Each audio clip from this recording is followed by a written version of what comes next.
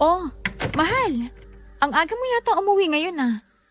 Teka, bakit pawis na pawis ka? Duguan ang kamay mo. Clarissa, wala akong kasalanan. Hindi ako ang pumatay kay Don Lorenzo. Maniwala ka sa akin. Teka, anong pinatay? Patay na si Don Lorenzo? Nestor, ano bang nangyari? Hindi kita maintindihan. Pagpasok ko ng mansyon, nadatan ko na lang siya nakabulagta sa sahig at duguan. Maraming saksak kaya agad ko siyang nilapitan at tinulungan.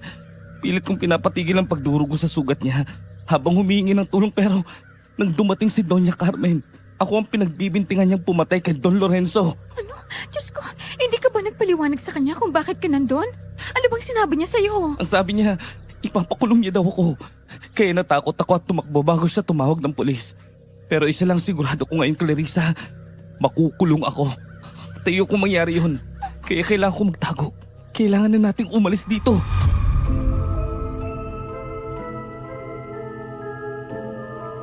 Kung ikaw ang nasa sitwasyon ni Nestor at may makita kang dugoang tao na puno ng saksak, lalapitan mo ba siya para tulungan o iiwas ka na lang para hindi na masangkot pa? At paano kung pinagbintangan ka ng isang krimeng hindi mo ginawa? Ano ang una mong gagawin? Tatakas ka ba at magtatago? O haharapin mo ito kahit makukulong ka? Paki-comment ang inyong sagot sa ibaba. Excited kaming basahin ito. At kung curious ka kung ano ang mangyayari kay Nestor nang lumipat sila sa liblib na baryo para magtago, samahan mo kami at pakinggan natin ang buong kwento hanggang dulo. Magandang araw sa lahat ng avid listeners ng kwentong Takip Silim, lalo na po sa inyo, Miss Anne. Itago niyo na lang po ko sa pangalang Nestor. 50 anyos at kasalukuyang naninirahan dito sa Samar. Pinili kong itago ang tunay kong pagkakakilanlan upang maprotektahan ang aking seguridad at ang seguridad ng mga tao at lugar sa kwentong ito. At bago po pala tayo magpatuloy, gusto ko rin pong ipaalam sa inyo na eksklusibo lamang sa kwentong Takip Silim ipinadala ang kwentong ito. Kaya kung maririnig ninyo ito sa ibang channel, pakireport na lang po. Salamat po. Nagsimula ang problema ko matapos kong matagpo ang nag-aagaw buhay, duguan at nakabulagta sa sahig ang aking among si Don Lorenzo. Sa kagustuhan kong tumulong, nauwi pa sa maling pambibintang ng madatnan ako ng asawa niya. Nanginig ako sa takot noon dahil hindi niya man lang pinakinggan ang paliwanag ko. Kaya mabilis akong tumakbo dahil sa takot na makulong. Ikinagulat naman yon ng aking asawa dahil kilala niya ako at alam niyang hindi ko magagawa ang bagay na yon. Kaya napagdesisyon na naming umalis at lumipat ng tirahan sa probinsya ng kanyang lolo. Isang probinsyang napakaliblib kaya kinatatakutan ng mga dayo. Akala ko noon ligtas na ako at matatahimik na ang buhay namin ng pamilya ko.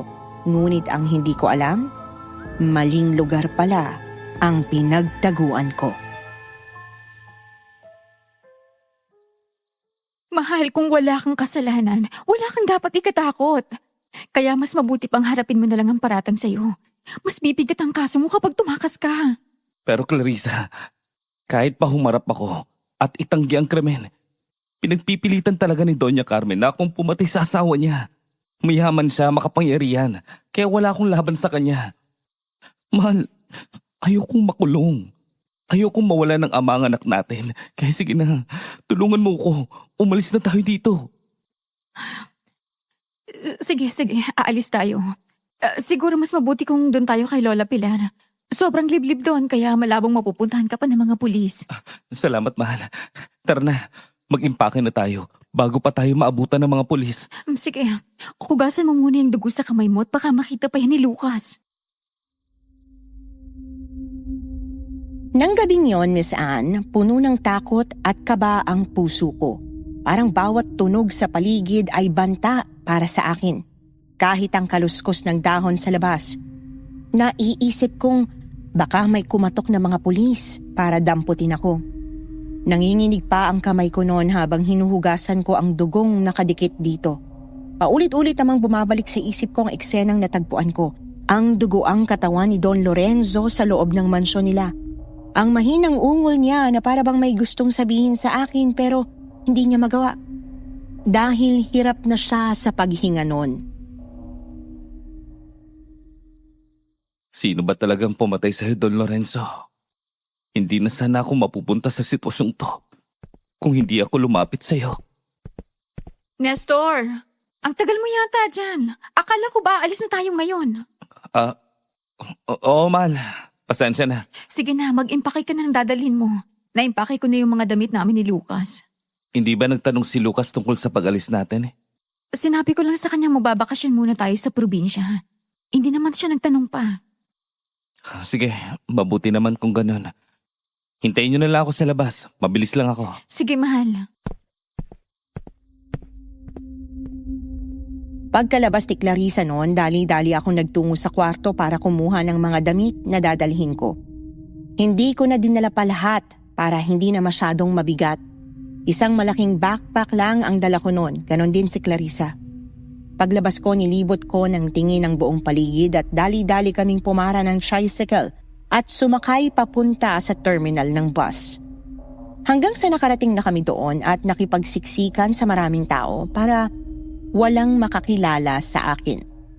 Palubog na rin ang araw noon kaya pabor naman sa akin ang magtago sa suot kong makapal na jacket at sombrero.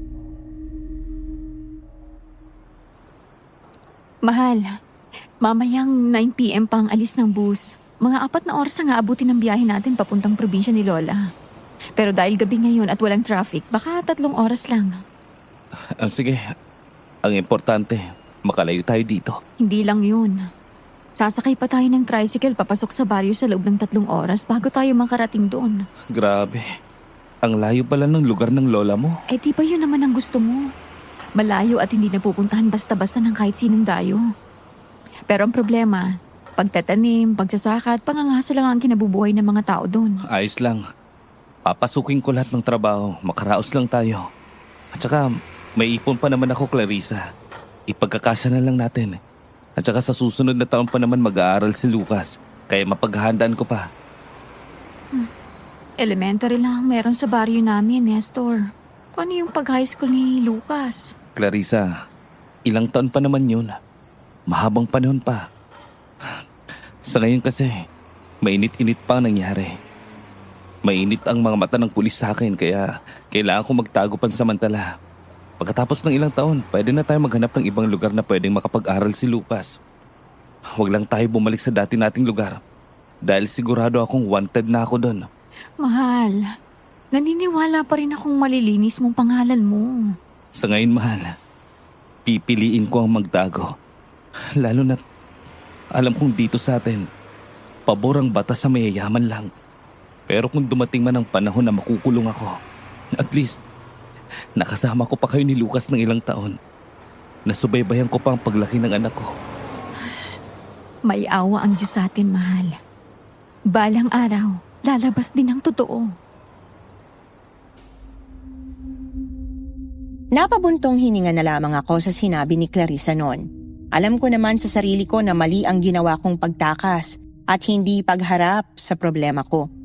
Pero siguro kung kayong nasa sitwasyon ko, matatakot din kayo lalo na't hindi biro ang parusang pagdudusahan ko.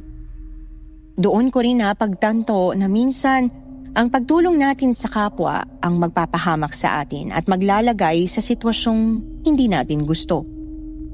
Matapos ang ilang oras naming paghihintay, nakasakay na rin kami ng bus.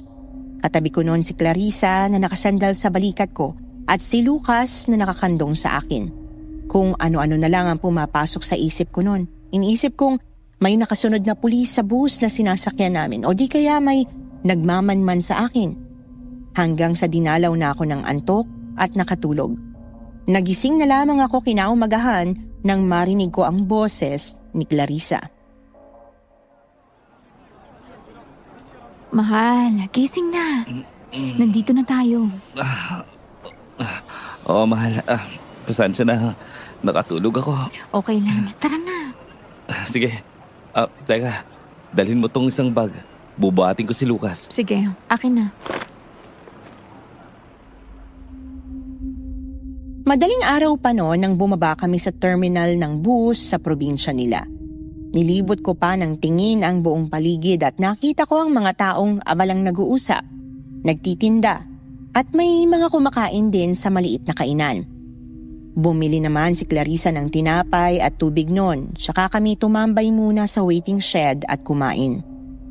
Pagkatapos noon, umidlip muna kami saglit habang naghihintay sa pagsikat ng araw dahil wala pang mga tricycle noon na pwede naming sakyan.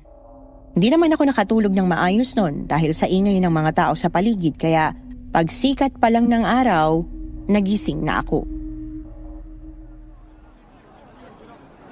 Mahal, umaga na. Tara na. Buhatin mo na lang si Lucas para hindi maputol ang tulog ng bata. Mahaba pang biyahe natin. Sige. Tara doon, sa may paradahan ng tricycle. Bopay po at your service. Saan po kayo pupunta, ma'am? Sakay na po kayo sa tricycle ko. Kuya, sa Baryo Puting Lupa po. Ay, naku ma'am. Hindi na po kami pumapasok doon. Hanggang tuloy lang po ang hintuan namin. Ganun ba? Nung nakaraan pumapasok naman ang mga tricycle doon. Bakit ngayon hindi na? Hindi niyo po ba alam ang kwento sa baryong yun, madam? Naku, kung ako po sa inyo, wag na kayong tutuloy doon. Anong kwento, kuya?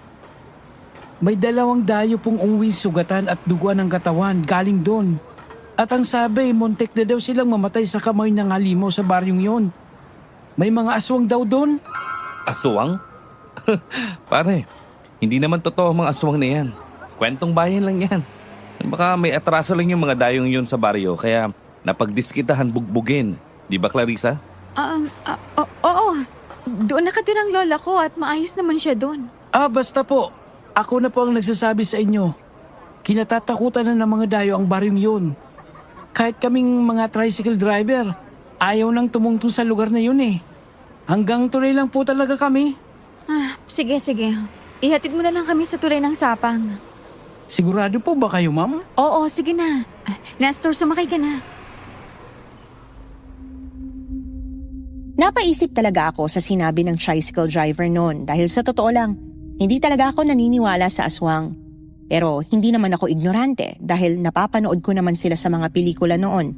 Sadyang naniniwala lang akong hindi sila nabubuhay sa mundo at ginawa lang ang mga pelikulang yon para magbigay aliw sa imahinasyon ng mga nanonood. Pero sa nakita kong reaksyon ni Clarissa kanina na parang may pag-aalinlangang sagutin ang tanong ko, hindi ko maiwasang mapansing para bang may hindi siya sinasabi sa akin. Napaisip tuloy ako noon kung totoo ba talaga ang sinabi ng driver. Lubak-lubak pa lang daan dito. At ang liblib ng paligid natin, mahal. Masanay ka na. Malapit na tayo sa tulay. Mas liblib ang Baryo Puting Lupa, Nestor. Talakarin pa natin papasok doon. Malayo bang lalakarin natin? Mga 2 kilometro lang naman mula sa tulay ng Sapang. Makikita na natin ang bukana. Andito na po tayo. Pagkatapos ng mahigit 3 oras na biyahe, nakarating na nga kami sa harap ng umaagos na ilog. Agad kaming bumaba nun, tsaka inabot ni Clarissa ang pamasahe sa driver. Habang hawak ko naman ang kamay ni Lucas na kagigising lang din. Pagkatingin ko sa harapan, may tulay na gawa sa kahoy na nasa ibabaw ng ilog. Luma na ang mga tabla at medyo umaalog sa bawat hakbang namin. Sa ilalim, dinig ang tuloy-tuloy na agos ng tubig na tumatama sa mga bato. Napakapit naman ako sa gilid nang biglang nabiyak ang kahoy na tinatapakan ko at nahulog. Kumabog ang dibdib ko nun sa kaba, pati na si Lucas na umiiyak. Nestor! Lucas! Papa! Tahan na, anak. Ayos lang si Papa. Kumapit ka ng maayos. Luma na kasi itong tulay kaya may mga tabla na marupok na. Oo, mahal. Delikado pala dito. Lucas, huwag ka matakot, anak ha. Kumapit ka lang sa balikat ko. Opo, Papa. Dahan-dahan sa paghakbang, mahala. Huwag mong tapakan ng mga sirang tabla. Tulad ng sinabi ni Clarissa, dahan-dahan akong naglakad noon. Hindi ko na mabilang ang hinakbang ko hanggang sa makarating kami sa dulo kung saan naroon ang malawak na talahibang may makipot na daan sa gitna. Napakunot noon naman ako nang makita yon dahil nasa isip ko noon na baka may mga ahas kaming makasalubong sa daraanan namin. Mahal, tumingin ka sa dinaraanan mo. Mag-iingat ka ha. Baka may ahas. Oo, mahal. Huwag ka mag-alala. Sanay na ako sa lugar na ganito. Bata pa lang ako. Malayo pa ba tayo? Pag nakatawid na tayo sa talahiban, may makikita tayo mga malalaking punong kahoy. Sa unahan noon, makikita na natin ang bukana. May kalayuan nga talaga. Ano, ayos ka lang ba, mahal? Kayong pang buhatin si Lucas? Oo naman. Hindi naman pwedeng maglakad si Lucas sa ganito. Delikado. Sige, mahal. Konting tiis na lang. Mainit na ang sikat ng araw noon kaya napagod talaga ako sa paglalakad habang buhat ko ang anak kong si Lucas. Pero para sa kaligtasan niya, nakaya ko siyang buhatin hanggang sa makarating na kami sa baryo. Pagkakita ko pa lang sa bukana, nakaramdam na ako ng kakaibang kilabot na hindi ko maipaliwanag. May kalumaan na kasi yung karatula. Gawa ito sa kalawangin na bakal. May nakasulat na salitang puting lupa. Pagpasok namin doon, nilibot ko na naman ang tingin ko sa buong paligid at nakita ko ang mga magkakalayong kabahayan sa loob. Gawa ito sa sawali na pader at anahaw na bubong. May bakod na gawa sa kawayan. May mga iilang tao namang abala sa kanilang mga gawain. May nagsisibak ng kahoy, may nagsasampay ng mga damit, at may nakita akong nagbubulungan habang nakatingin sa amin. Hindi naman ako naging komportable noon dahil para bang sinusukat nila kami sa paraan ng tingin nila. Mahal, bakit ganyan sila makatingin sa atin? Para bang sinusukat nila tayo? Hindi ako komportable eh. Baka mausog pa tong si Lucas. Ganyan talaga sila dito sa baryo, mahal. Bago lang kasi mga itsura natin, tsaka dalaga pa ako at mataba noon. Kaya hindi na nila ako makikilala. Pero mababait naman ang mga tao dito. Huwag mo lang pansinin. Napaka-weirdo talaga ng lugar niyo, mahal. Sumunod ka na lang sa akin. Malapit na tayo sa bahay ni Lola Pilar. Sige. Papa, nauuha po ako. Sige lang anak, malapit na tayo. Doon ka na uminom ng tubig pagdating natin eh. Nagpatuloy lang kami sa paglalakad hanggang makita namin ang maliit na kubo. Nakita ko naman ang isang matandang babae. Maputi ang kanyang buhok, bahagyang nakayuko, may hawak na baston. Nakasuot ng mahabang bestida at may nakasabit na banda ng kulay pula habang nagdidilig ng halaman sa harap ng bahay kubo. Lumapit si Clarissa sa kanya at nakasunod naman ako. Lola Pilar! Ay, sino kayo? Bakit kilala mo ako, Iha? Si Lola naman eh. Ako ito, si Clarissa. Ang paborito niyong apo. Clarissa? Wala akong apo na Clarissa. Sabi ko na nga, be. May sarili kayong pinangalan sa akin. Si Sasa po ba kilala ninyo? Si Sasa ang mataba at masayahin kong apo. Ang paborito kong apo. Bakit? Kilala mo ba siya? Matagal ko siyang hinihintay na bumisita sa akin. La, ako po si Sasa. Ang apo niyong may maasim na kilikili. Tanda niyo po ba? Sasa? Ikaw na ba yan, apo? Opo, Lola Pilar. Ay, Pumayat nga lang po ako at hindi na maasim tong kilikili ko. Amuyin niyo, oh. sandali nga. Titingnan ko kung ikaw nga. Dahan-dahang lumapit si Lola Pilar sa kanya at tinitigan siya ng mabuti mula ulo hanggang paa, sabay hawak ng pisngi niya, at doon na matamis nang umiti ang matanda at niyakap siya ng mahigpit. Napangiti naman ako sa nasaksihan kong yakapan ng dalawang maglola. Ikaw nga si Sasa, ang paborito ko nga po. Uy, sobrang namiss kita, apo. Namiss din kita, Lola. Ang tagal na po nating hindi nagkita. Oo nga, apo. Teka, may kasama kang lalaki at bata. Huwag mong sabihing asawa at anak mo yan. Hindi po kayo nagkakamali, Lola. Si Nestor po asawa ko at si Lucas naman po ang anak po namin. Magandang tanghali po sa inyo, Lola Pilar. Mabait ba itong asawa mo? Pinapakain ka ba niya ng tama? Inaalagaan ka ba niya, apo? Si Lola talaga. Siyempre naman po. Mabait po si Nestor, kaya nga ang swerte ko po na siyang asawa ko. Aba, syempre. Ayokong maagrabyado ang aking paboritong apo. Lola, makakaasa po kayong hindi ko po sasaktan si Clarissa. Lalo na po ngayon na may anak na kami. Aba, dapat lang. Walang pwedeng manakit sa apo ko. Mahal na mahal talaga ako ng lola ko. Aba, syempre naman, apo. O siya, pumasok na kayo sa loob at ipaghahanda ko kayo ng merienda. Sige po, Lola. Mahal, tara sa loob.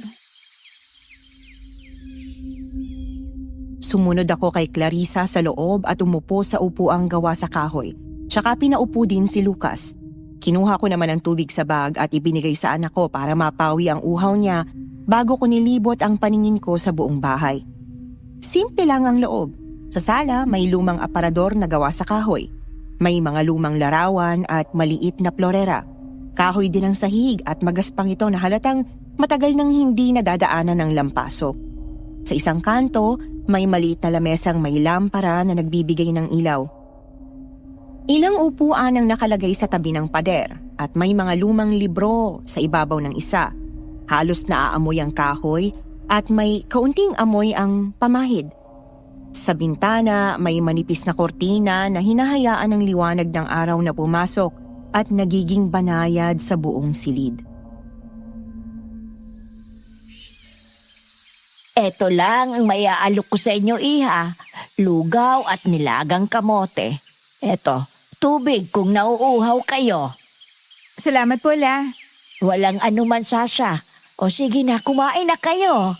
Sige na, mahal. Kumain ka na. Ikaw, anak, ha? Anong gusto mo? Umiling lang si Lucas na halatang hindi sanay sa pagkaing bukid. Ang nakasanayan kasi niya ay hotdog, manok at gulay lang. Samantalang ako naman ay natuwa dahil noon pa man ay paborito ko na ang nilagang kamote. Kumuha ako ng isang piraso at binalatan ko ito saka kinain. Halos hindi naman ako makalunok noon nang titigan ako ng kanyang lola. Masyadong papagusisa si Lola Pilar at hindi ko alam kung bakit ganoon na lamang siya sa akin hanggang sa nagsimula na siyang magsalita sa harap namin. Mabuti naman at naisipan mong bumisita dito, Sasha. At mukhang magtatagal yata kayo dito sa dami niyang dala ninyo. Ang totoo po niyan, La. Gusto po sana namin dito tumira. Dito tumira? Seryoso ka ba dyan, apo? Opo, La.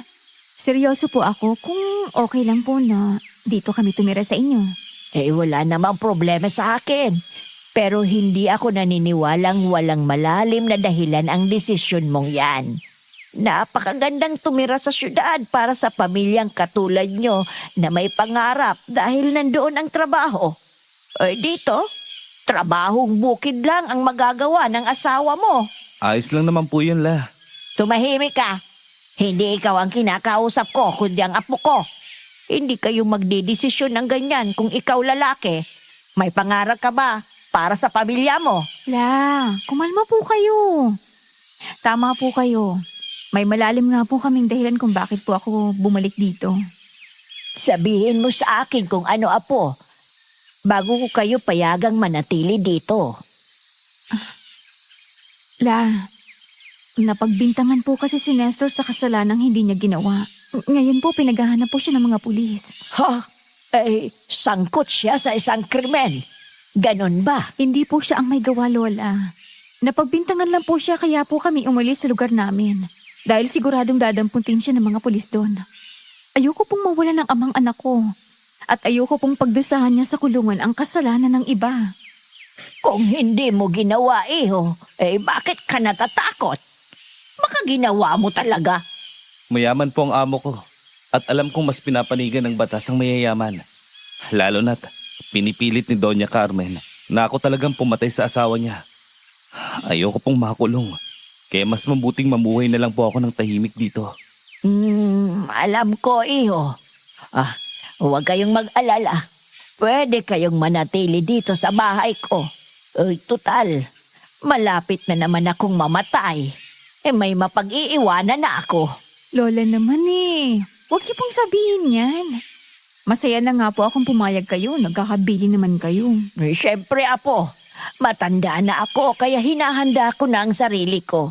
Saan pa ba ako papunta? Hindi naman ako pwedeng habang buhay dito sa mundo. Kahit na la, huwag niyo pong sabihin yan. Mabubuhay pa po kayo ng matagal. Ay nako, basta nagsasabi lang ako. Pagkatapos niyong kumain dyan, ihahatid ko na kayo sa magiging kwarto niyo. Salamat po, Lola. Ay, teka. Kamukha mo pala itong anak mo, Sasa. Opo. Kamukha ko nga po si Lucas. Hindi po siya nagmana sa tatay niya. Lucas, anak, magmano ka sa lola mo. Tahimik namang lumapit si Lucas at nagmano kay Lola Pilar. Halatang nahihiya ito at curious nang makita ang kanyang lola. Bahagya naman itong ngumiti at ganoon din si Lola Pilar. Doon ko napagtanto na mabait pala ang lola ni Clarissa. Siguro, tinarayan lang niya ako kanina dahil gusto lang niyang protektahan ang apo niya. Pero kita ko ang kabutihan niya kaya napangiti din ako noon. Paborito mo yata ang kamote, iho.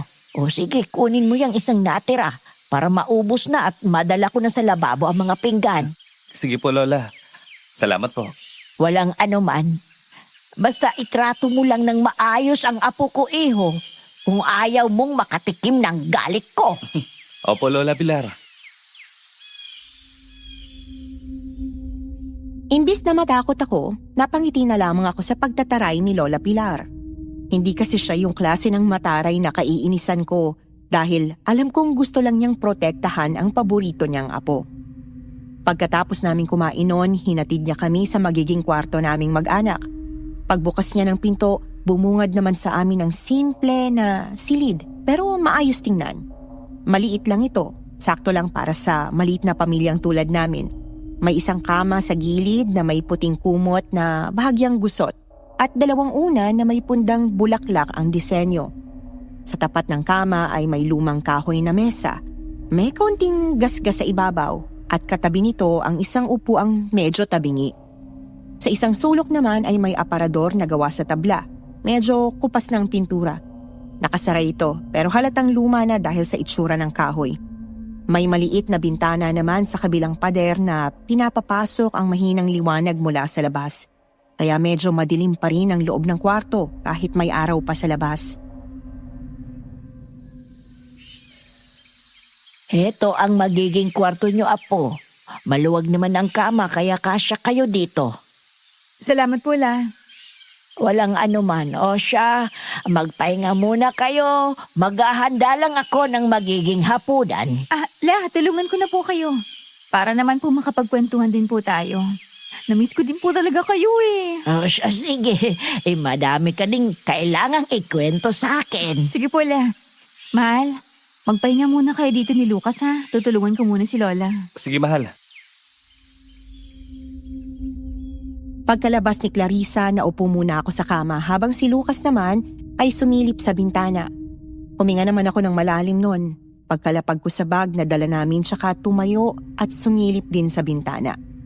Pagtingin ko sa labas, lumulubog na ang araw at napakunot noon naman ako nang makita kong may mga taong nagsasara na ng bintana at pinto kahit hindi pa naman kumakagat ang dilim. Bakit ang aga naman yata nila nagsasara? Ganito ba talaga sa mga liblib na baryo? Papa, pwede po ba ako maglaro sa labas? Anak, bukas na lang ha. Palubog na kasi ang araw eh. At saka wala nang mga tao sa labas. Wala yatang kuryente dito. Okay po. Huwag ka na malungkot. Mabuti pa't magpahinga ka na muna, anak. Gigisingin na lang kita pagkakain na ha. Tumangulang si Lucas at ngumiti tsaka humigas sa kama. Hinaplos ko naman siya sa likuran hanggang sa tuluyan siyang makatulog. Humiga na rin ako sa tabi niya para makapagpahinga dahil ramdam ko din talaga ang pagod pagkatapos ng napakahabang paglalakad kanina. Nagising na lamang ako noon nang marinig ang boses ni Clarissa na ginigising ako. Mahal, Mm, gising na, kakain na tayo. napasarap yata ang tulog ko. Halata ngang napagod ka. Tara na, hinihintay na tayo ni Lola sa mesa. Sige. Lucas, anak, tara na. Kakain na tayo. Halatang inaantok pa si Lucas nang bumangon ito at humawak sa kamay ko habang palabas kami ng kwarto. Paglabas namin, nakita namin si Lola Pilar na nakaupo sa lamesa habang nakatingin sa amin. Halina kayo! Lumalamig na ang pagkain. Masarap ang adobong kangkong at talong na niluto ni Lola. Magpakabusog kayo. Mukhang masarap nga at ang bango pa. O sige na, maupo na kayo at nang makakain na tayo. Naupo kami noon sa hapag at si Lucas naman ay nasa tabi ni Clarissa habang ako naman ay naupo sa tapat ni Lola Pilar. Tahimik ang paligid, tanging kaluskos ng mga kubyertos at mahinang huni ng mga kuliglig sa labas ang maririnig. La, napansin ko kanina. Ang aga yata magsara ng mga tao dito. Ganon talaga dito, iho. Walang lumalabas sa gabi dahil natatakot sila sa mga mababangis na hayop na gumagala dito tuwing gabi. Mababangis na hayop? Hindi lang basta ordinaryong hayop, kundi mga aswang. Aswang? Lola, alam ko pong hindi kayo boto sa akin pero huwag niyo naman po akong takutin ng ganyan. Hindi totoo yan. Aba, hindi kita tinatakot, iho. Nagsasabi lang ako ng totoo. Totoo ang sinasabi ni Lola, Nestor. Totoo ba talaga, mahal? Eh di, totoo nga yung sinabi ng tricycle driver kanina. Oo, pero matagal na panahon na yon. Kaya hindi ko akalaing hanggang ngayon may mga aswang pa rin na napadpad dito sa puting lupa. At ang mahirap, nag-aanyong tao sila. Kaya hindi sila agad natutukoy. Pasensya na, Lola. Pero buong buhay ko, hindi pa ako nakakita ng aswang na sinasabi niyo. Ang hirap naman po yatang paniwalaan. Basta mamayang gabi, huwag niyong bubuksan ang bintana ng kwarto niyo kahit anong mangyari. Malinaw ba sa'yo, iho? Opo, Lola. Ilang saglit pa tahimik lang kaming kumain. Si Lucas, bagamat inaantok, ay pilit na sumusubo habang nakasandal kay Clarissa. Halatang wala lang sa kanya ang pinag-uusapan namin ni Lola Pilar dahil hindi naman niya alam kung ano ang mga aswang. Buti nga at inosente pa siya sa bagay na yon para hindi siya matakot. Habang ako naman noon, pilit na iniisip kung totoo ba talaga ang sinasabing aswang ni Lola Pilar. Hindi ko naman maintindihan kung bakit hindi man lang sinabi ni Clarissa sa akin ang totoo. Sa puntong yon, napaisip ako sa naging desisyon kong magtago sa baryong yon. Dahil wala ngang mga pulis, may mga aswang naman daw na gumagala tuwing gabi. Sumagi din sa isipan ko noon ang sinabi ng tricycle driver sa amin tungkol sa mga dayong sugatan at duguan ng mga katawan at ang sinabing may kagagawan ay mga aswang. Lola, may alam po ba kayo sa mga dayong nagpunta daw dito at duguang nakauwi sa bayan? Galing daw sila dito at muntik na daw silang mamatay dahil sa mga aswang. Halos lahat naman ng dayo dito nasasangkot sa gulo. Kaya yan ang napapala nila. Hindi kasi lahat ng naninirahan dito ay tao. May mga aswang na nagaan yung tao kaya mag-iingat kayo sa mga taong nakakasalamuhan nyo dito sa baryo. Hanggat maaari, iwasan ninyong magkaroon ng alitan at huwag na huwag kayong magyabang. Magbigay kayo ng respeto sa lahat ng taga rito. Yan ang susi para magtagal kayo dito na payapa at ligtas. Ikaw ba, iho? nagkaroon ka naman ng kaaway. Sa awa po ng Diyos, wala pa naman po ako bukod dun sa napagbintangan po akong pumatay ng tao. Aba, siguraduhin mo lang na hindi ka masasangkot sa gulo. Mahirap na kung mangyari yon. Hindi naman po ako palaway na tao. Sa katunayan po, palakaibigan naman po ako. Mabuti naman kung ganon. At si Lucas naman, apo, bantayan mo ng mabuti. Huwag mo laging nilalabas ng bahay dahil baka mausog siya. Lalo na't bago pa ang mga mukha ninyo sa paningin ng mga tao dito. Opo la, huwag po kayong mag-alala. Ay, hindi ko lang po talaga inaasahan na hanggang ngayon pala. May nabubuhay pa palang aswang dito sa bayo. Ay, nako. Sanay na ako sa kanila. Basta, mag-iingat lang kayo dito at mamuhay ng tahimik. Walang magiging problema. Maliban na lang kung magbuntis ka. Hindi ka pwedeng magbuntis dito, apo. Hindi po siya pwedeng magbuntis dito? Oo, dahil yan ang paboritong puntiryahin ng mga aswang. Eh bakit, iho? May balak ka bang buntisin ulit ang apo ko? Wala naman po. Sa sitwasyon po namin ngayon, wala na po sa isip ko yan. Ayoko pong mahirapan pa si Clarissa. Mabuti naman kung ganon. Ano po bang itsura ng aswang, Lola? Hindi pa po kasi ako nakakita ng aswang sa personal eh. Sa mga pelikula ko lang sila nakikita, kaya parang ang hirap pong paniwala ang totoo. Malalaman mo ding totoo ang sinasabi ko, iho.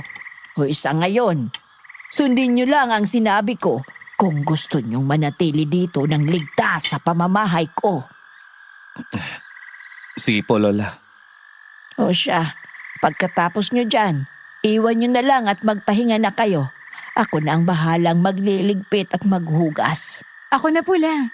Hindi ka pwedeng maghugas ng pinggan, apo. Unang araw mo pa lang dito. Ay, oo nga pala. Ako na lang po magliligpit. O siya, sige, apo.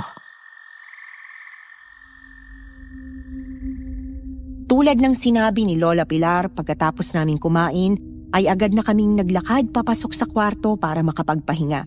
Nakatulog naman kami ng matiwasay noong gabing yon. Hanggang sa bandang madaling araw, nagising kaming dalawa ni Clarissa nang marinig ang ingay sa labas. May pag-angil at malalaking yabag ng paa na nagtatakbuhan, kaya napatayo ako noon at sumilip ng bahagya sa maliit na siwang ng bintana sa gitna. Nanlaki naman ang mga mata ko sa nakita. May mga dambuhalang asong may mapupulang mga matang tumatakbo at magkasunod sila. 4 sila sa pagkakabilang ko. Kitang-kita ko sila kahit na medyo madilim at tanging buwan lang ang nagsisilbing liwanag nun. Napasinghap ako nun sa takot at napaatras. Mahal, may mga dambuhalang aso na nagtatakbuhan sa labas. Mapupula ang mga mata nila. Nakakatakot.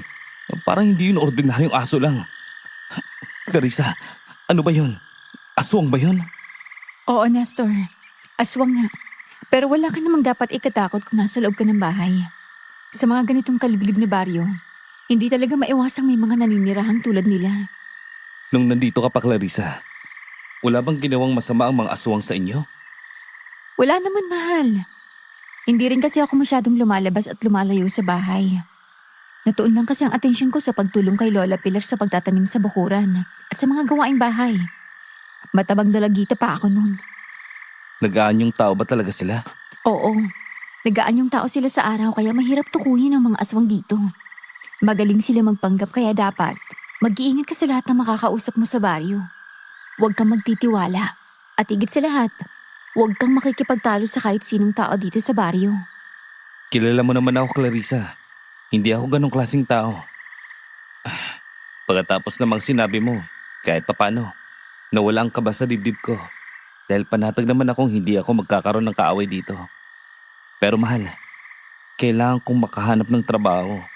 Bukas, sasabihin ko si Lola kung may mapapasukan ka bang trabaho dito sa baryo. Kahit pa extra lang sa palayan. Ayos na yun. O sige. Mahal, mukhang nawala ng mga aswang sa labas. Sigurado akong nasa gubat sila ngayon. Naghahanap ng pagkain. Ano bang kinakain nila? Sa mga kwentong naririnig ko, Kumakain sila ng tao, di ba? Lamang loob ng tao o hayop ang kinakain nila. Pero kung laman loob ng tao ang kinakain nila, bakit di nila kinain ng lahat ng mga tao sa baryo? Kaya hindi nila inuubos sa mga tao sa baryo kasi kailangan nilang kontrolin ang sarili nila para mabuhay ng matagal. Tsaka sa dami ng tao sa baryong to, mahihirapan silang sakupin ng lugar. Merong mga limitasyon din ng mga aswang. May mga dugong mapait para sa kanila. Hinihintay na lang nilang may magkasakit, mabuntis o mamatay. Kaya nga dito sa baryo namin, kapag inilibing ang tao sa libingan, kinabukasan, nakalabas na ang kabaong at wala nang lamang loob ang bangkay. Grabe. Ngayon alam ko na ganun pala mga aswang, Clarissa. Oo, Nestor. Tuwing gabi naman, hayop ang hinahanap nila sa gubat. Pinapatay nila ito at pinagsasaluhan. Ano pa bang alam mo tungkol sa mga aswang, ha, mahal? Paano naman natin poprotektahan ng sarili natin kung sakaling saktan nila tayo? May mga panlabang ka bang alam? Totoo ba talagang asin at bawang kinakatakutan nila? Katulad ng mga nasa palabas sa TV? May nakatagong buntot ng pagi at punyal sa kahon ni Lola. Ang sabi niya, tsaka niya lang daw gagamitin yun kung sakaling dumating ang araw na umatake yung mga aswang dito sa bahay niya. Ang totoo niyan, dating manunugis ng aswang ang lola ko noon. Pero nung tumanda na siya, di na kinakaya ng katawan niya makipaglaban kaya pinili niya mamuhay ng payapa. Matapang pala talaga si Lola, mahal. Pero paano ba nalalamang aswang ang kaharap ko? Hindi mo sila makikilala kung hindi mo sila tititigan sa mata. Kapag baliktad ang refleksyon mo, ibig sabihin, aswang ang kaharap mo. Ganun ba? Oo. O siya, sige na. Matulog na tayo ulit. Huwag mo nang isipin pa ang bagay na yan. Sige, mahal. Pasensya ka na, ha, kung ang dami kong tanong. Hindi lang talaga ako makapaniwala na hindi lang pala isang imahinasyon ang nakikita ko sa pelikula. May mga aswang pala talaga sa totoong buhay. At kanina, yun ang unang beses kong nakakita ng aswang. Naiintindihan kita. Mahirap kasi talagang paniwalaan ang mga bagay na hindi mo pa nakikita. Napabuntong hininga na lamang ako sa sinabi ni Clarissa habang nirerehistro ko sa isipan ko ang nakita ko kani-kanina lang. Sa isip ko noon, isang maling galaw lang namin dito sa baryo, pwedeng mapahamak ang pamilya ko. Pero wala din naman akong magagawa kundi manatili dito kaysa bumalik sa lugar kung saan sigurado kung pinapahanap na ako ng mga pulis. Iniisip ko na lang noon na kailangan ko lang talagang mag-ingat sa mga galaw ko at panatilihing maayos ang pakikisama ko sa iba. At habang nag-iisip ako noon, hindi ko naman namalayang nakatulog na pala ako ng matiwasay. Nagising na lang ako nang marinig ang ingay ng mga tao sa labas.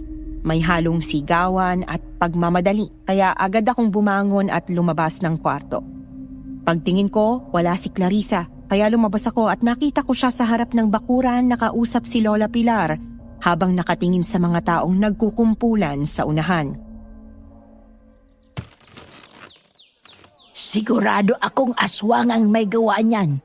Hindi na bago yan dito, Apo. Alam ko po yan, Lola. Ilang taon po kaya akong naniraan dito sa puting lupa? Ano ba nangyari? Bakit maraming taong nagkukumpulan sa unahan?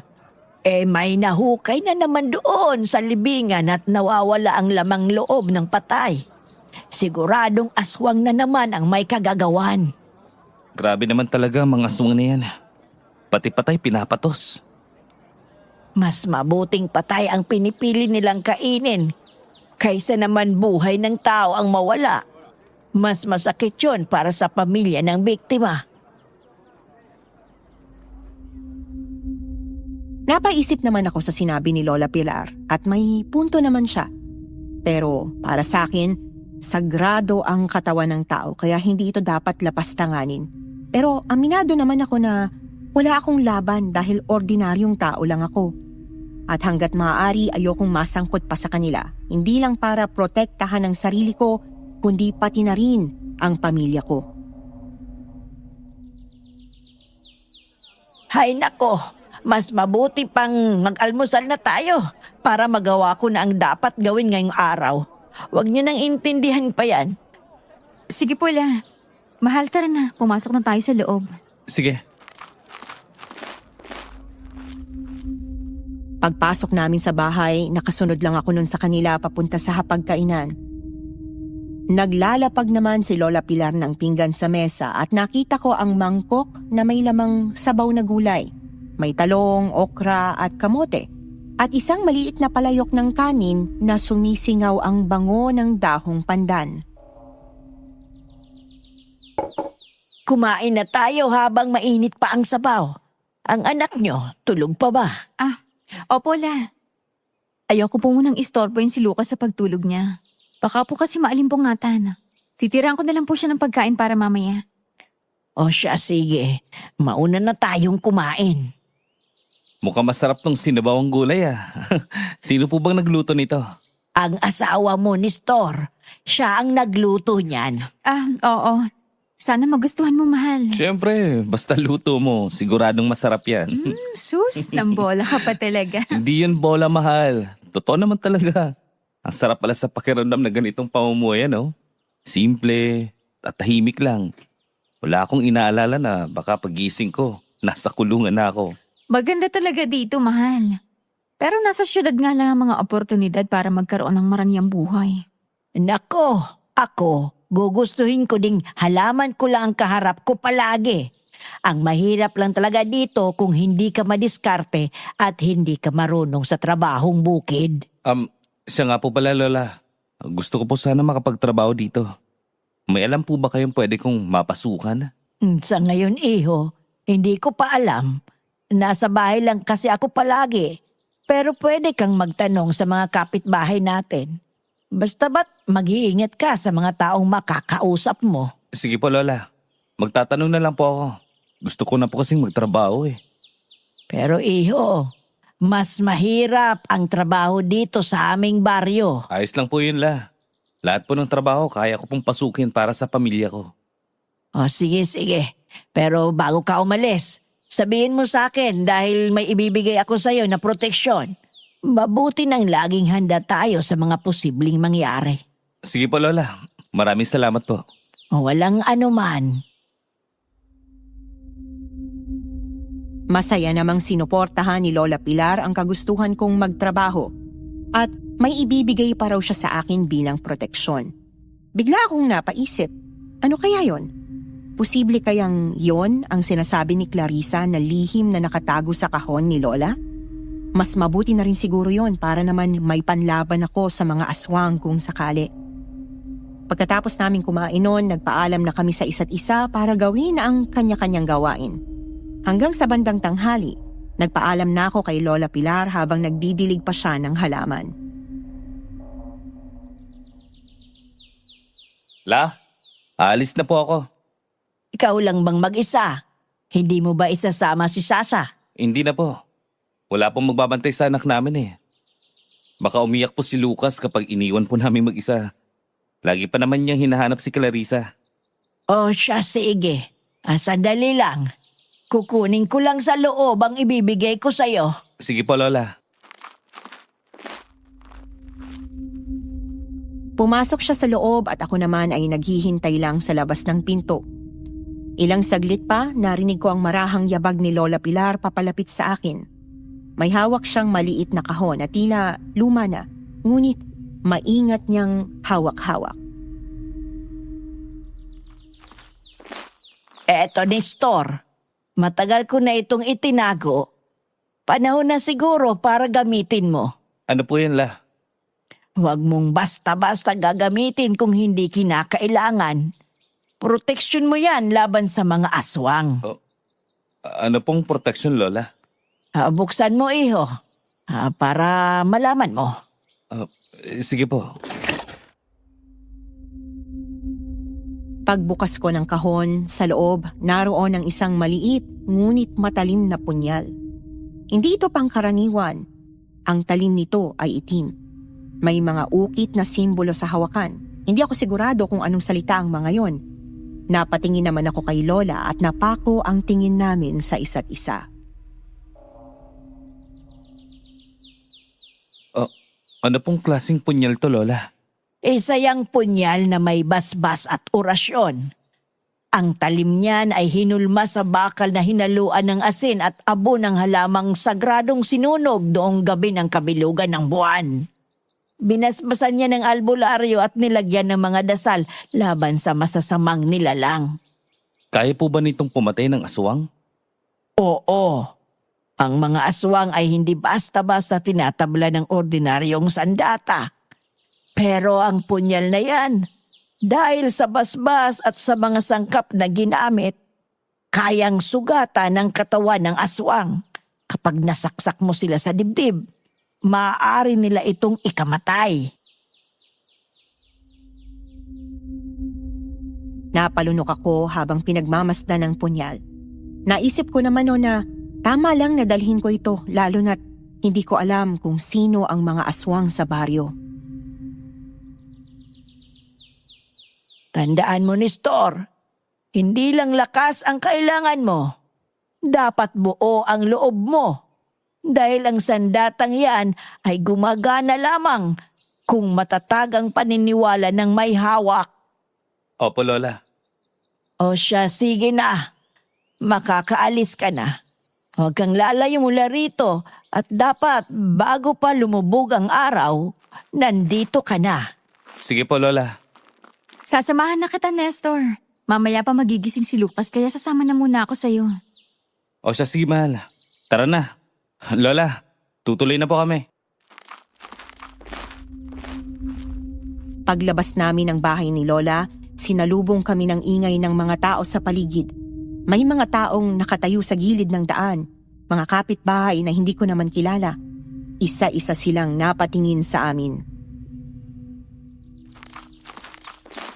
Mahal, huwag ka magpakita ng kaba, ha? Ngumiti ka sa kanila bilang pagkikisama. Oo, mahal. Ang weirdo talaga ng mga tao dito. Magandang tanghali po. Magandang tanghali po sa inyo. May ilan na tumango, pero karamihan ay tahimik pa rin. Sinubukan kong gawing magaan ang tono ko, pero ramdam ko pa rin ang kakaibang tensyon sa paligid. Hanggang sa may isang lalaking humiwalay sa grupo at dahan-dahang lumapit sa amin. Sa tansya ko, nasa 40 anyos siya.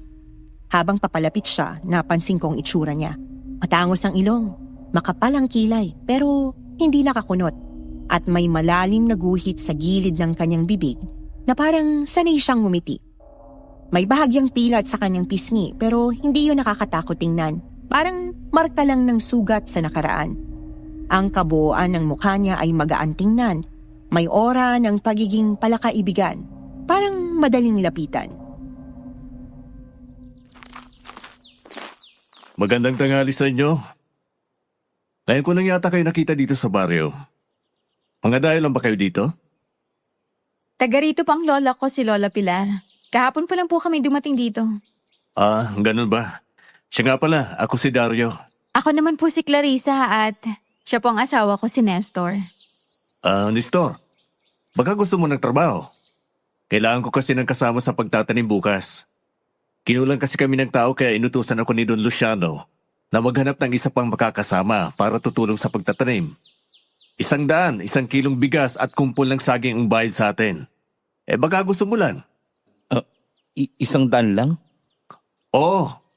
May problema ba doon? May saging at bigas ka pang madadala sa inyo. Ganyan lang talaga ang bahay dito, Nestor. Liblib na baryo kasi ito hindi syudad. Ang hirap pala dito. Mahirap. Mas magaan pa nga ang buhay namin dito kaysa sa syudad. Halos lahat ng pagkain dito ay libre lang. Kaya wala kang gagastusin kung masipag ka lang talaga.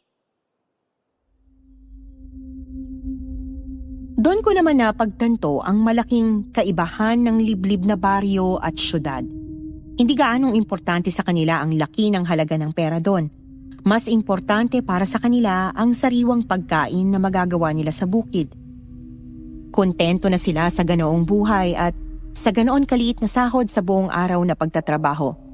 Sa totoo lang, kung may pagpipilian lang ako, mas gugustuhin ko pa rin tumira sa syudad dahil nandoon ang lahat ng oportunidad na pwedeng magpaangat sa buhay ng pamilya ko. Pero nang dahil sa malaking problema ko, kailangan kong magtiis sa buhay na kinalalagyan ko noon. Ano? Interesado ka ba, Nestor? Sige po, sir. Manong na lang itawag mo sa akin. Sige po, Manong. O siya, bukas hihintayin kita dito sa bahay para sabay na tayo magpunta sa bahay ni Don Luciano. Ayos ba sa'yo? Ayos po. Salamat po, Manong. Kailangan ko din po kasi ng trabaho para sa pamilya ko. Walang anuman. Siguradong pasado ka kay Don Luciano. Mas pabor kung matangkad at matipuno ang katawan para hindi madaling mapagod. Ihanda mo ang sarili mo bukas. Opo. O siya, sige. Tutuloy na ako. May importante pa akong pupuntahan. Kita na lang tayo bukas. Huwag kang mahuhuli. Dapat pagsikat pa lang ng araw. Nandito ka na, Nestor. Opo, makakaasa po kayo. Pagkatapos ng aming naging usapan ni Manong Dario, natuwa naman ako at masaya akong umuwi sa bahay kasama si Clarissa. Sabik na sabik pa ako noon na ibalita kay Lola Pilar na may trabaho na ako. Pagkarating namin noon, nadat na naman namin siya na nagdidilig ng halaman. Lola, nandito na po kami. Oh, ang bilis niyo naman yata. May nahanap na bang trabaho si Nestor? Opo, La. Pagtatanim po ng palay. Inalok siya ng kabaryo din natin na pumasok doon dahil kulang daw sila ng tao. Magtatanim ng palay? Eh, saan? 2 lupain ang palayan dito. Pag-aari daw po ni Don Luciano? Don Luciano? Opo, La. Bakit po? Pumasok muna tayo sa loob at doon na natin pag-usapan ang bagay na yan. May kung anong bigat sa tono ni Lola Pilar na agad kong napansin. Hindi na siya nagsalita pa sa labas at mabilis kaming pinapasok sa loob ng bahay. Tahimik kaming umupo habang siya'y parang nag-iisip kung paano sisimulan ang sasabihin. Nestor, sigurado ka bang tatanggapin mo ang trabahong yan? Opo, Lola. Malaki rin po kasi may tutulong nun sa atin. Kailangan ko po talaga ng trabaho.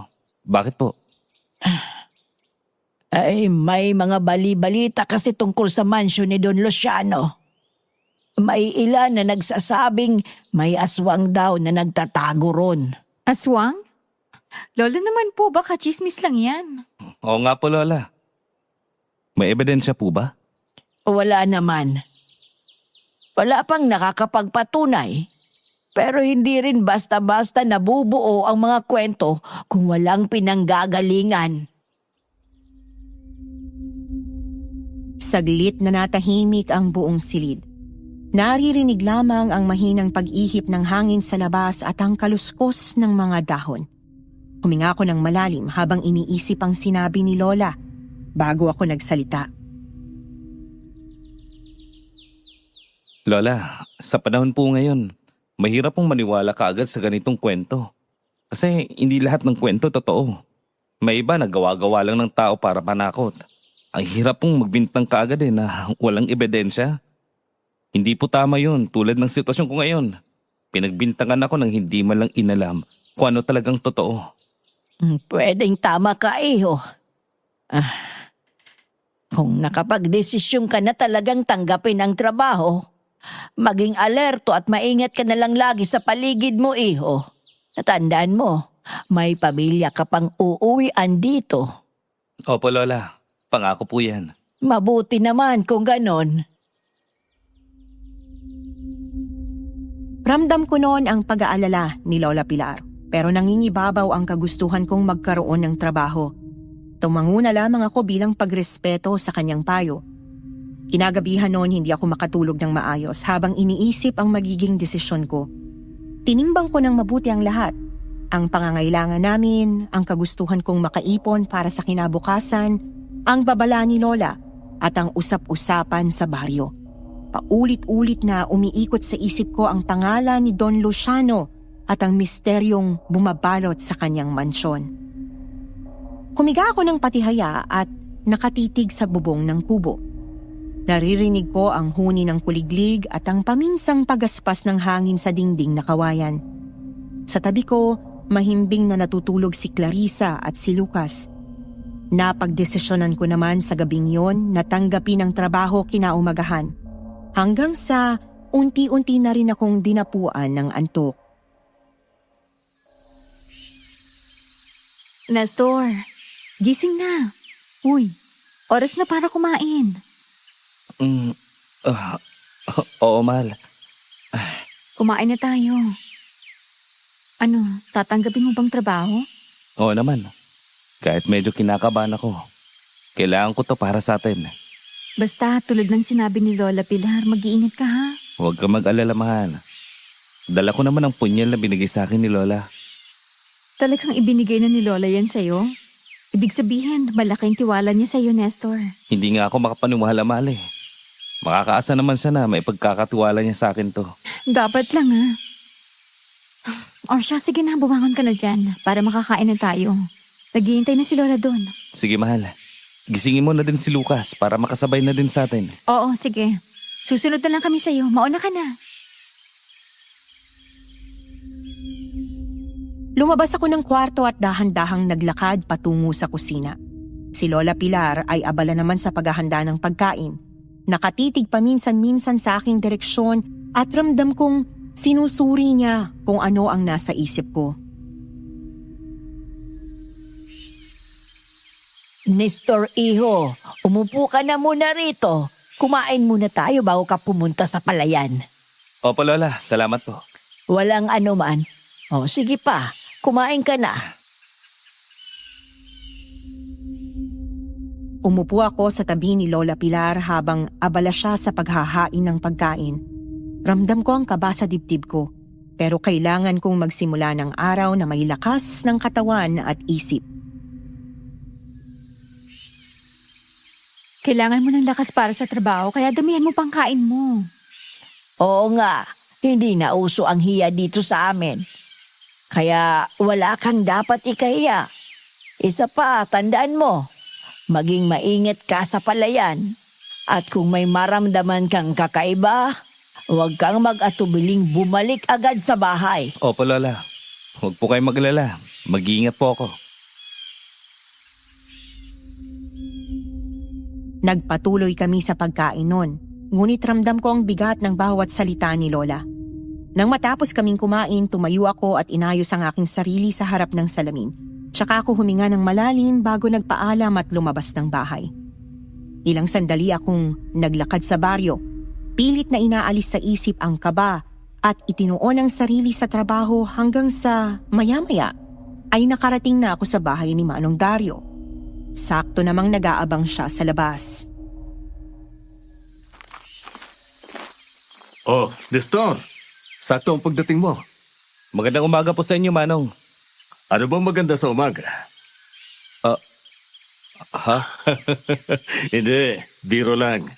Masyado kang seryoso. Relax lang. Para naman akong masamang tao niyan eh. Pasensya na po. Akala ko po kasi seryoso kayo sa sinabi niyo. Ganyan nga. Tumawa ka lang para maihanda mo ang sarili mo sa harap ni Don Luciano. Sasabihan na kita. Masyadong seryoso yun magsalita.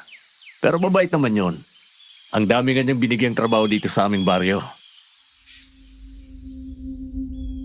Tanging pagngiti lang ang naging tugon ko sa sinabi niya at niyaya na nga niya ako noon papunta sa mansyon ni Don Luciano. Medyo may kalayuan din talaga ito at tansya ko ay nasa mahigit 1 kilometro ang nilakad namin noon bago kami makarating sa isang malaking mansyon. Halatang pinaglumaan na ito ng panahon. May ilang bahaging nagbabalatang pintura at sa harap ay malaking gate na metal na bahagyang kinakalawang ng panahon. Kahit luma, halata pa rin ang karangyaan nito sa laki at disenyo. Nandito na tayo. Tara, pumasok na tayo sa loob. Sige po, Manong. Dito tayo. Ang laki pala ng mansyon ni Don Luciano. Tama ka. Pumasok kami sa loob ng mansyon at napukaw naman ang atensyon ko sa malalaking larawan na nakasabit sa pader. Mga larawan ito ng mga taong hindi ko kilala at nakaramdam naman ako ng kilabot at kaba sa mga seryosong tingin nila kahit na alam kong larawan lang yon at walang buhay. Ngunit nabaling naman ang atensyon ko nang marinig ko ang yabag sa hagdanan. May bumabang isang matandang lalaki, nakasuot ng kupas na itim na polo at napakaseryoso ng tingin niya sa akin. May pagkadominante at mabigat ang aura niya kaya napalunok ako sa kaba. Pero pilit pa rin akong ngumiti nang makaharap ko siya. Hindi ko naman maiwasang maalala ang sinabi ni Lola Pilar tungkol sa mansyon na may nakatagong aswang. Aminado naman akong natakot ako sa itsura nito. Bukod sa mga lumang larawan na nakasabit, kitang-kita rin kasi ang kalumaan ng mga gamit. Magandang umaga ho, Don Luciano. May nahanap na ho akong kasama sa pagtatanim. Si Nestor ho, bagong dating lang ho sa baryo natin. Mapagkakatiwalaan ba yan, Dario? Oo. Tsaka di ba gusto nyo, matangkad at matipuno para hindi ho mabilis mapagod? Tignan nyo naman ho. Pasado siya, Don Luciano. Tama. Magaling ka, bata. Mamaya, ibibigay ko ang karagdagang bayad kasabay nagsahod mo. Siguraduhin mo lang na magaling yang magtrabaho. Mukha kasing walang alam yan na trabaho sa bukid. Naku, Don Luciano, wala akong problema. Ako na ang bahala magturo sa kanya. Mabuti, dahil ayoko ng kapalpakan. Maliwanag ba, Dario? Oo. Maliwanag pa ako sa sikat ng araw. Alam na ba niya kung magkano ang arawan niyo? Oo, nasabi ko na din ho sa kanya kahapon. Mabuti. O siya, magsimula na kayo sa trabaho niyo. Nandun na ang ibang mga kasama niyo sa bukid. Sige po, tutuloy na ho kami. Pagkatapos ng naging usapan nila ay niyaya na ako ni Manong Dario na magpunta sa bukid. Naglakad kami ng mahigit 10 minuto bago kami nakarating doon at kita ko naman kung gaano kalawak ang lupain. May mga lalaki ring nagtatanim doon pero mabibilang lang sila. Pagkarating namin doon, inabot na ni Manong Dario sa akin ang bota at ang punla ng palay, pati na rin ang pala. Napansin ko namang nakatingin siya sa maliit na sakubang nakasabit sa gilid ko kung saan nakalagay ang punyal. May punyal ka palang dala? Opo. Ngayon yun lang po ba napansin? Oo. Bakit dala mo yan? Sa tingin mo ba may mananakit sa'yo dito sa baryo? Ibinigay po ito sa akin ni Lola para pang protection laban sa mga masasamang tao. Baka kasi mapagdiskitan akong gulpin dito, lalo na't bago pa ako dito sa baryo niyo. Sa bagay, mas mabuting lagi kang handa sa anumang sitwasyon. Munti ko na masabi ang tungkol sa mga aswang. Pero hindi ko masabing laban sa mga aswang yon, lalo na't hindi ko pa masyadong kilala si Manong Dario. Inalala ko ang sabi ni Lola Pilar na huwag magtitiwala basta-basta sa mga tao dito, kaya mas mabuting sarilinin ko na lang muna. Tanging ngiti lang ang naging tugon ko sa kanya at sinimula na nga namin ang trabaho namin. Akala ko basta pagtatanim lang, pero habang tumatagal kami, doon ramdam ko ang pagod, lalo na tirik pa ang araw noon dahil tanghali na, kaya tumutulo talaga ang pawis sa mukha ko. Inabot naman ni Manong Dario sa akin ang tuwalya. Eto, tuwalya. Punasan mo ang pawis mo. Bakit hindi ka pala nagdala? Hindi ko naman po kasi alam na ganito pala sobrang init dito. O ngayon, alam mo na. Kaya sa susunod na araw, huwag mong kalimutang magdala ng tuwalya, pamunas ng pawis mo. Ganito talaga ang trabaho sa bukid. Mahirap, mainit. Pero importante may kinikita at nakakain araw-araw. Sa totoo lang po, mas mahirap pala talaga ang trabaho dito. Talaga? Ano bang trabaho mo noon? Family driver po ako. Kumikita po ako ng 500 sa isang araw. Libre na din po ang pagkain. Aba, ang laki pala ng sahod mo, Nestor. Ano bang nakain mo at nagpunta ka pa dito? May sira ka yata sa ulo. Mahaba pong kwento, Manong eh. Mahabang kwento? Gusto ko yan. Ikwento mo na para naman mabawasan kahit papaano ang pagod natin dito. Teka, mabuti pa, kumain muna tayo. Heto, may dala akong saging. Ikwento mo na, makikinig ako. Sa totoo lang, ayoko sanang magkwento sa tunay na dahilan, pero nakita kong mabuting tao naman si Manong Dario. Wala naman akong nakikitang kahinahinala sa kanya at nang tiningnan ko siya sa mata, wala namang nakabaliktad na refleksyon ko. Kaya doon ko na kumpirmang hindi siya isa sa mga aswang dito sa baryo. Magaan din talaga ang loob ko sa kanya noon, kaya doon ko na piniling ikwento ang totoong dahilan ng paglipat ko dito sa baryo habang kumakain kami noon ng saging na nagsilbing tanghalian namin. Napilitan kaming lumipat dito para magtago sa mga pulis. Napagbintangan kasi akong mamamatay tao. Mamamatay tao? Para namang wala sa itsura mo eh. Kung ako, hindi ako maniniwala. Tulad po ng sinabi ko, napagbintangan lang po ako sa kasalanang hindi ko ginawa. Eh ano bang nangyari? Bakit ikaw yung napagbintangan? Magpapaalam na sana ako sa amo ko noon na uuwi. Pero nang pagpasok ko ng mansyon, nadatnan ko ang amo kong lalaki, si Don Lorenzo. Duguan at maraming saksak ang katawan. Naghahagaw buhay. Humingi pa ako ng tulong noon. Sigaw ako ng sigaw. Pero imbis na may tumulong sa amin noon, pinagbintangan ako ng asawa niya nang madatnan akong hawak-hawak ang sugat ni Don Lorenzo. Inawakan ko lang naman nun para pigilan ang pagdurog ko pero ako pa tong naging masama at mamamatay tao sa paningin niya. At dahil sa kaba at takot ko nun, tumakbo ako palabas bago pa siya tumawag ng pulis. Grabe pala nangyari sa'yo. Ikaw na nga tong tumulong, ikaw pa tong napasama. Pero wala ka ba talagang ideya kung sino talagang pumatay? Baka makatulong yun para malinis ang pangalan mo. Sa pagkakaalam ko po, wala namang naging kaaway si Don Lorenzo.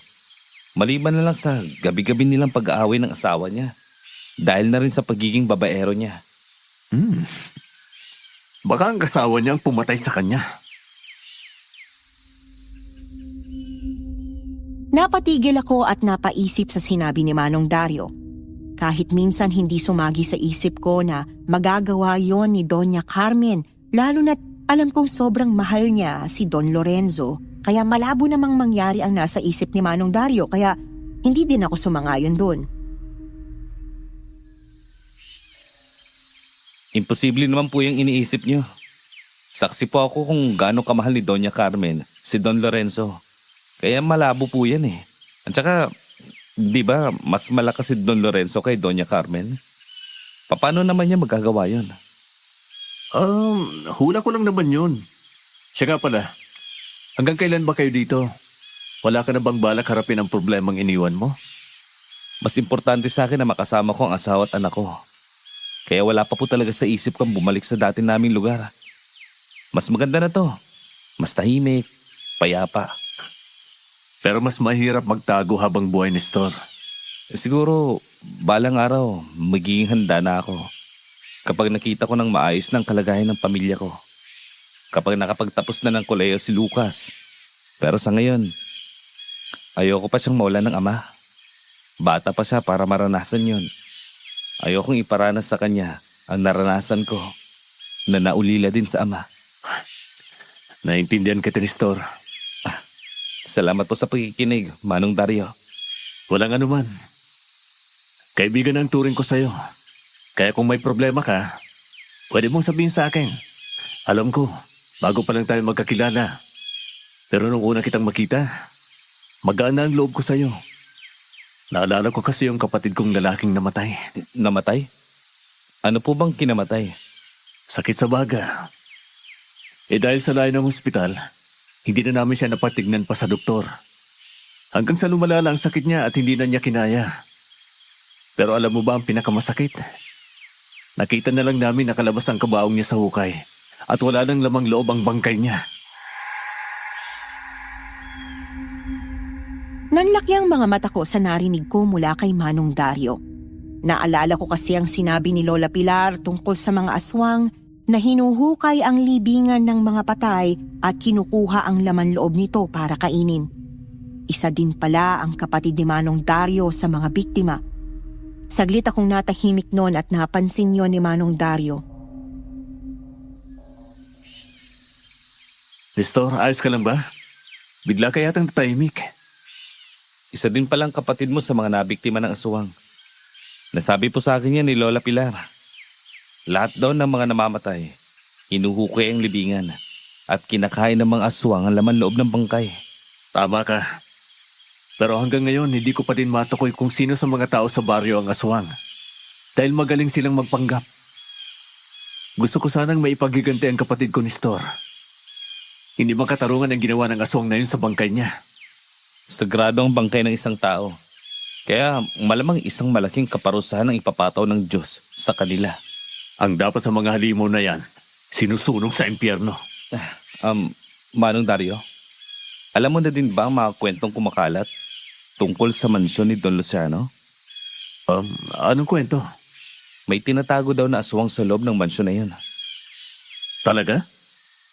Hindi pa nakarating sa akin ang balitang yan. Pero noon pa man, may napapansin akong kakaibang presensya sa mansyon niya. Posible kayong totoo ang kwentong yan? Wala naman daw pong ebidensya pero paano kung totoo? Ikaw pong mas nakakilala kay Don Luciano. Magaling sa pagpapanggap ang mga aswang. Kaya hindi nga imposibleng totoo ang kwentong yan at yan ang aalamin ko. Kita ko ang seryosong mukha ni Manong Dario at halatang determinado talaga siyang alamin ang totoo. Nakaramdam naman ako ng kaba dahil kita kong gusto niya talagang ipaghiganti ang kapatid niya. Hindi na ako nagsalita pa noon at nagpatuloy na kami sa pagtatanim hanggang sa unti-unting dumidilim na ang paligid. Tama na yun, Nestor. Palubog na ang araw. Kailangan na natin kunin ang sahod natin kay Don Luciano. Sumobra na tayo sa oras ng trabaho. Sige po, Manong. Tara na. Hindi pala madaling magtanim. Nanibago ang katawan ko. Ayos ka lang ba? Opo, ayos lang po. Mabuti naman kung ganon. Masasanay ka din sa trabaho bukid. Oo naman po. Kailangan ko lang po ng pahinga. Naglalakad kami noon pa uwi at nilibot ko naman ang tingin ko sa buong paligid. Doon ko napagtanto kung gaano kalawak ang lupaing yon. Tansya ko ay nasa 5 ektarya ang lawak noon. Nakasunod lang ako noon kay Manong Dario hanggang sa may narinig kaming sigaw ng babae na humihingi ng tulong. Kaya agad kaming napatigil sa paglalakad.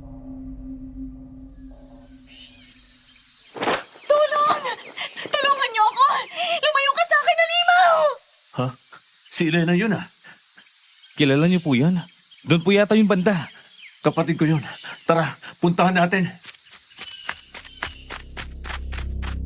Kumaripas kami ng takbo papunta sa kinaroroonan ng babae at doon namin nasaksihan ang isang lalaking nakadagan sa kanya.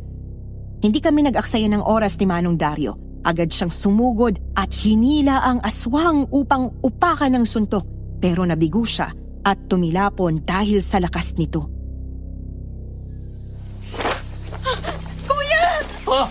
Lintik na yan! Manong, ayos lang po ba kayo? Ayos lang ako, Nestor.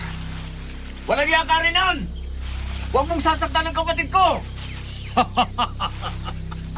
Manong Dario, huwag ka nang makialam pa dito. Kita mo naman, nagmamahalan kami ni Elena. Nagmamahalan! Sinasaktan mo ang kapatid ko! Yun ay dahil matigas ang ulo niya. Hindi siya pwedeng mapunta sa iba. Akin lang siya! Akin lang! Demonyo ka! Halimaw ka! Halimaw! Ano bang pinagsasabi mo, mahal ko? Di ba nagmamahalan naman tayo? Paano ko mamahalin ang isang tulad mo, Renan? Kung ikaw mismo humukay sa libingan ng kapatid ko! Halimaw ka! Aswang! Aswang ka! Kumabog ang dibdib ko sa narinig at agad kong hinawakan noon ang ulo ng punyal para ihanda ang aking sarili sa posibleng pag-atake ng aswang. Sa isip ko noon, kung totoong aswang nga siya, nasa panganib ang buhay ni Manong Dario at ng kapatid niya. Nanlaki naman ang mga mata namin pareho nang masaksihan ang pagpapalit anyo niya. Unti-unting nabaluktot ang kanyang katawan, parang may puwersang humihila mula sa loob. Ang kanyang balat ay nagdilim, parang naging abo at nagsimulang magbitak-bitak. Ang kanyang mga mata ay lumubog at biglang naging kulay pula. Ang bibig niya'y bumuka ng lampas sa normal at doon ko nasilayan ang mahahaba at matutulis niyang pangil. Hindi na siya tao. Kung aswang siya, tama ka nga, Nestor. May aswang nga sa mansyon ni Don Luciano. Ano pong ibig niyong sabihin? Siya ang nag-iisang anak ni Don Luciano. Si Renan. Ngayon, alam ko na isa siyang aswang. Ang dami niyong satsat! Ngayon, harapin niyo ang kamatayan niyo! Hindi ka magwawagi, halimaw! Heto ang sayo! Heto pa, halimaw!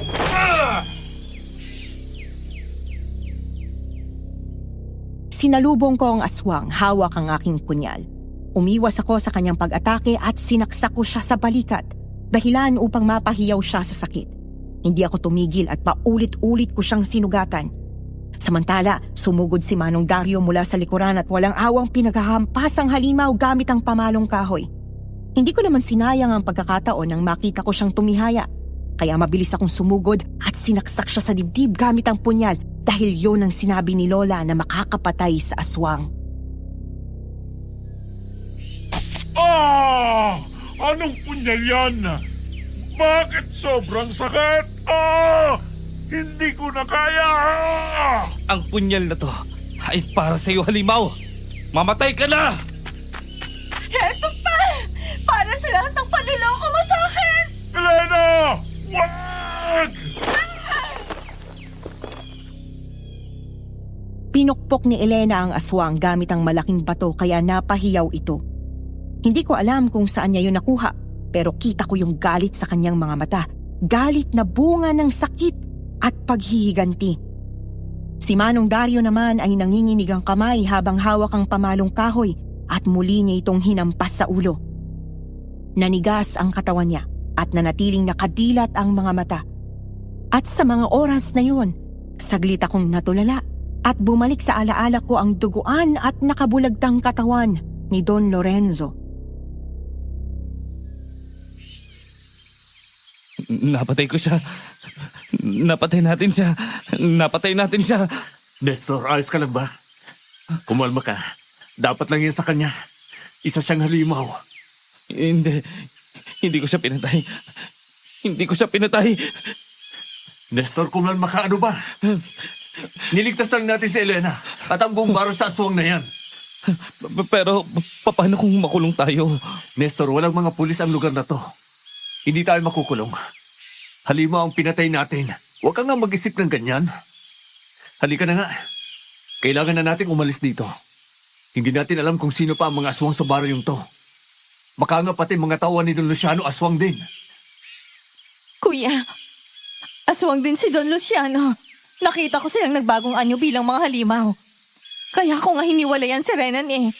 Nadiskubre ko ang tunay nilang pagkatao. Sila ang mga aswang sa baryong ito. Pati na rin ang katiwala nilang si Pabian. Ang galing nilang magpanggap. Nabulag nila ng pera at lupain ang mga tao dito. Patagal na pala tayong niloloko ng mga aswang na yan. Kailangan ko nang umuwi.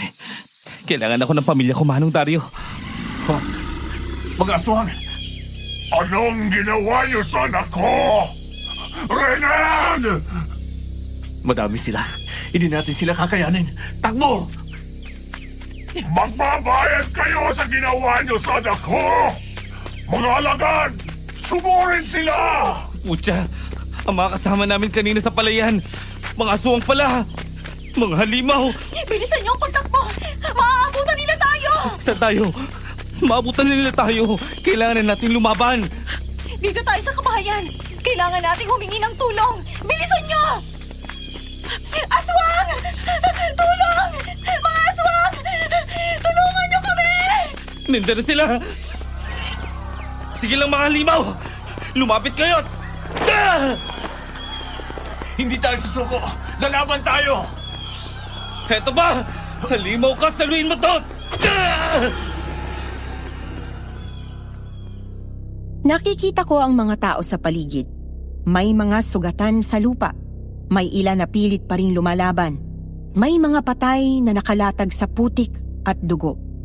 Ang ilang tao, dala ang kanilang mga bolo, ay parang mga bayani sa gitna ng kadiliman kahit na nanginginig ang kanilang mga kamay sa takot.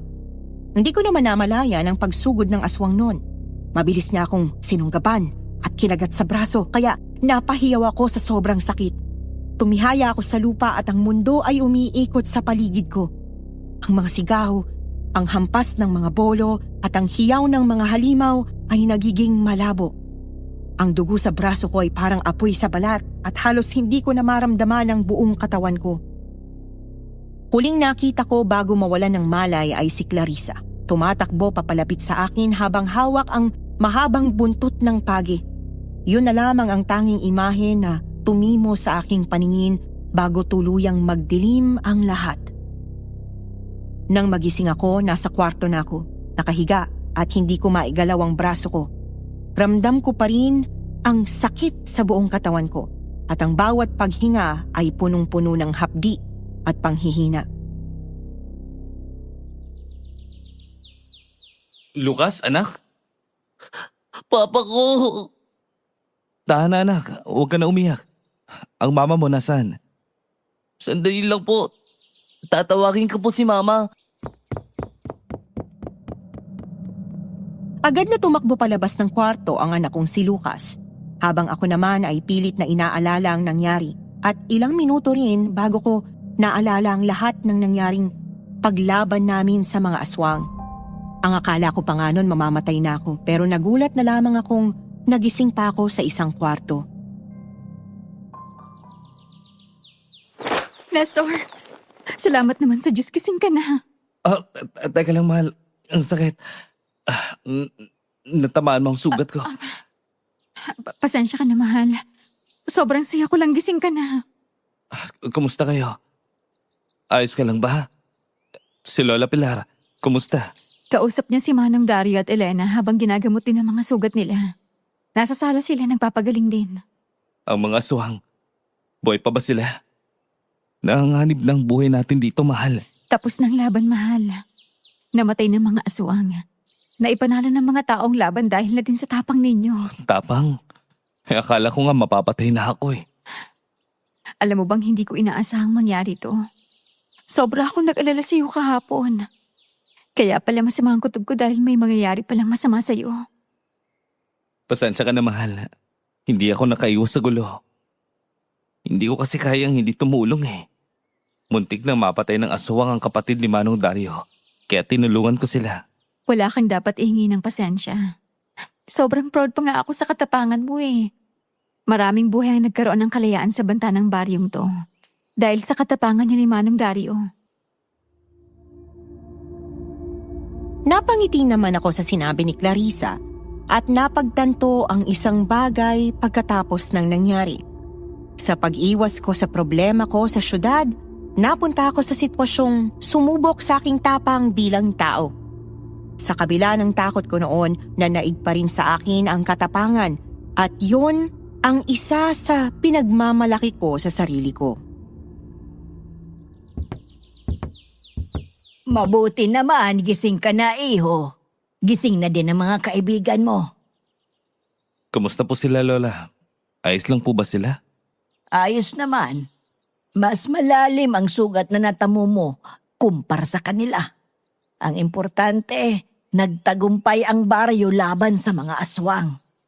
Hindi nga po ako makapaniwalang nabuhay pa po ako. Ibig sabihin, may misyon ka pa sa mundo. Ginagabayan ka ng ating Diyos dahil pangalawang buhay mo na yan, Nestor. Oo nga po, Lola. Pasensya na po kayo kung nasangkot po ako sa gulo. Hindi ka lang basta nasangkot sa gulo, Nestor.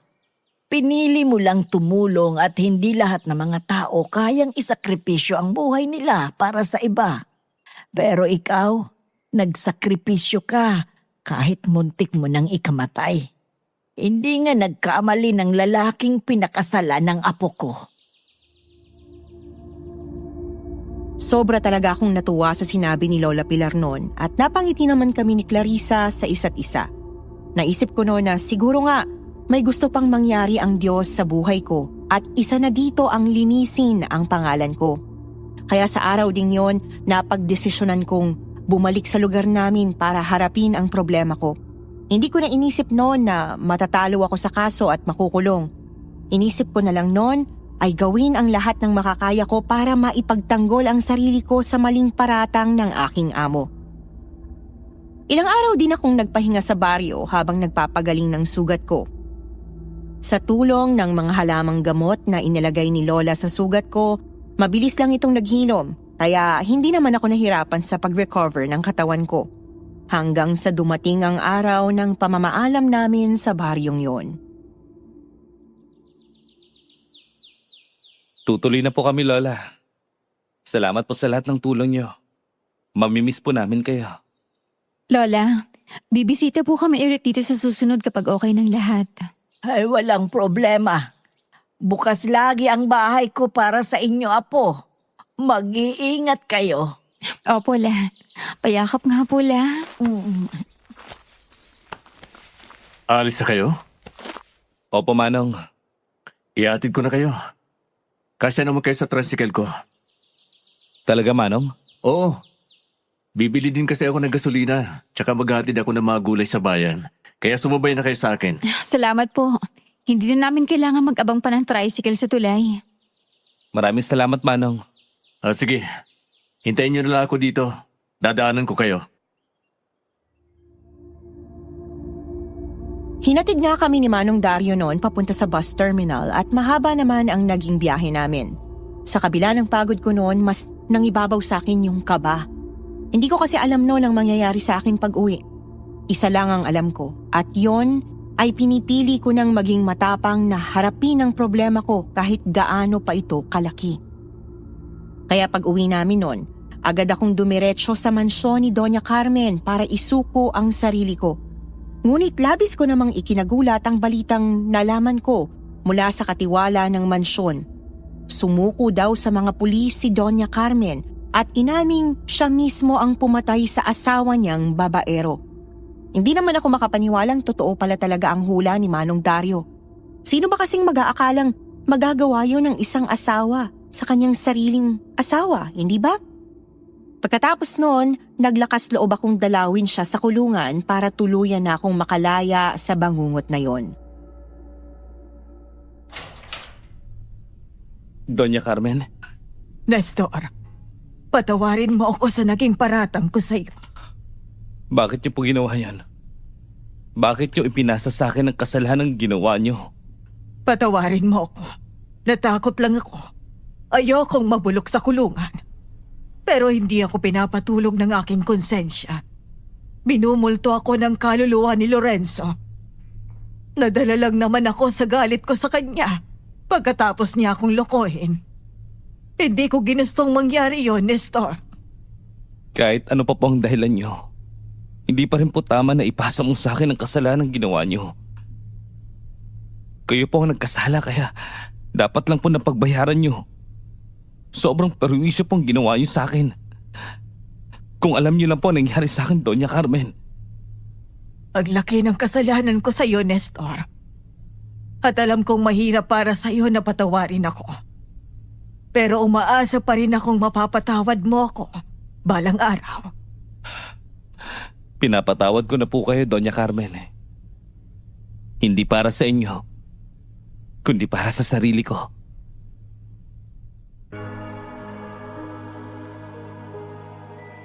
Pagkatapos ng usapan namin ni Doña Carmen, ramdam ko na ang ginhawa sa puso ko.